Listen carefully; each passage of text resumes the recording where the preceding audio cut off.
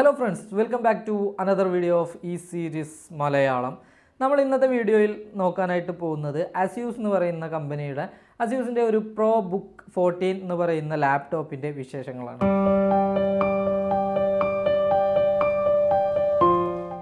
ഏത് കാറ്റഗറിയിൽ യൂസ് ചെയ്യാനും ഈ ഒരു ലാപ്ടോപ്പ് കൊണ്ട് സാധിക്കും. അതായത് ഒരു സ്റ്റുഡന്റിനോ അല്ലെങ്കിൽ ഒരു ഓഫീസ് വർക്കിന് അല്ലെങ്കിൽ നമ്മൾ സാധാ എഡിറ്റ് ചെയ്യുന്ന ആൾക്കാരുണ്ടല്ലോ, വീഡിയോ ഒക്കെ എഡിറ്റ് ചെയ്യുന്ന ആൾക്കാർ, അവർക്ക് വരെ ഉപയോഗിക്കാൻ പറ്റുന്ന ഒരു ലാപ്ടോപ്പാണ് Asusന്റെ ഈ ഒരു വിവോ പ്രോ ബുക്ക് 14 എന്ന് പറയുന്ന ഈ ഒരു ലാപ്ടോപ്പ്.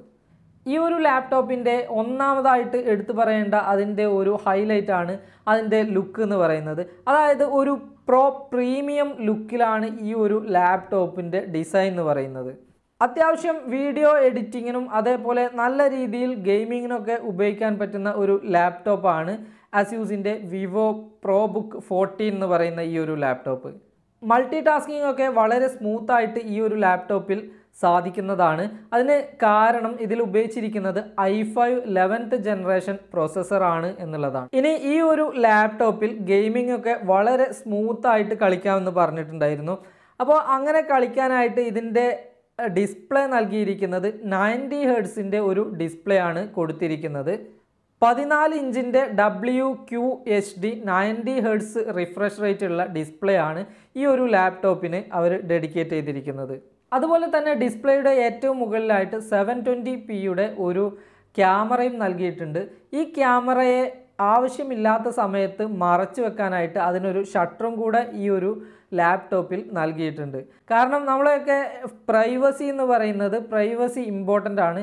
അപ്പോൾ നമ്മളറിയാതെ നമ്മുടെ കമ്പ്യൂട്ടറിൽ നുഴഞ്ഞു കയറിക്കൊണ്ട് നമ്മുടെ ഫോട്ടോസോ കാര്യങ്ങളൊക്കെ എടുക്കാൻ സാധിക്കും. അപ്പോൾ അങ്ങനെ വല്ലതും സംഭവിച്ചു കഴിഞ്ഞാൽ അങ്ങനെ നമ്മുടെ ഫോട്ടോസും കാര്യങ്ങളൊന്നും ലീക്ക് ആവാതിരിക്കാൻ വേണ്ടിയിട്ടാണ് ഇങ്ങനെ ഒരു ഷട്ടറും കൂടെ ഈ ഒരു ക്യാമറക്ക് നൽകിയിരിക്കുന്നത്.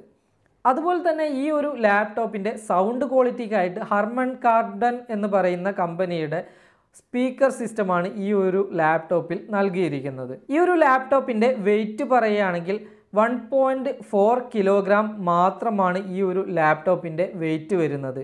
63 വാട്ടിൻ്റെ ബാറ്ററി കപ്പാസിറ്റിയാണ് ഈ ഒരു ലാപ്ടോപ്പിൽ അവർ പ്രൊവൈഡ് ചെയ്തിരിക്കുന്നത്. അതുകൊണ്ട് തന്നെ നമുക്ക് 10 മുതൽ 11 മണിക്കൂർ വരെ ഈ ഒരു ലാപ്ടോപ്പ് കണ്ടിന്യൂസ് ആയിട്ട് നമുക്ക് അത് യൂസ് ചെയ്യാനായിട്ട് സാധിക്കും. പിന്നെ നമ്മളെ യൂസേജിനനുസരിച്ച് ബാറ്ററി ബാക്കപ്പിൽ ചെറിയ ചെറിയ വ്യത്യാസങ്ങൾ വരാം.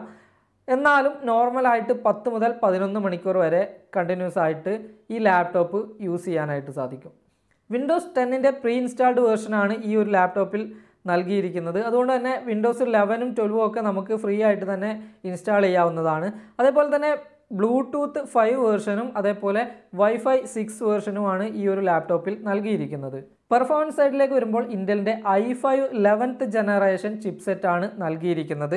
അതുപോലെ തന്നെ 16 GB റാമും 512 GB SSD സ്റ്റോറേജുമാണ് ഈ ഒരു ലാപ്ടോപ്പിന് കരുത്തേകുന്നത്. അപ്പോൾ ഈ ഒരു ലാപ്ടോപ്പിൻ്റെ വിശേഷങ്ങൾ ഇവിടെ അവസാനിക്കുകയാണ്. മറ്റൊരു വീഡിയോയിൽ വീണ്ടും കാണാമെന്ന ശുഭപ്രതീക്ഷയുമായി ഗുഡ് ബൈ.